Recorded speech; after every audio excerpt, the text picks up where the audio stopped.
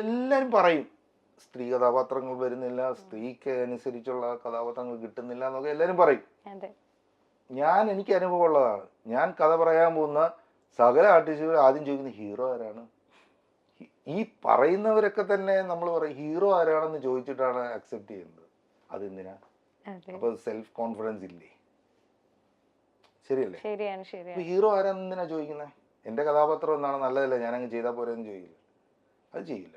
പകരം നമുക്ക് ഇന്റർവ്യൂകളിലൊക്കെ വന്നിരുന്ന് നമുക്ക് പറയാൻ പറ്റും, നമുക്ക് അങ്ങനെ അങ്ങനെ ഇങ്ങനെ നമുക്ക് കഥാപാത്രങ്ങൾ കിട്ടുന്നില്ല, നമുക്ക് അല്ലെങ്കിൽ ഇത് ബോബൻ കുറെ കൊല്ലം മുമ്പ് പറഞ്ഞു, ഇപ്പോഴും അങ്ങനെ മുമ്പ് പറഞ്ഞിട്ടുള്ളതാണ്. ഇതിപ്പോഴും പറയുന്നില്ല.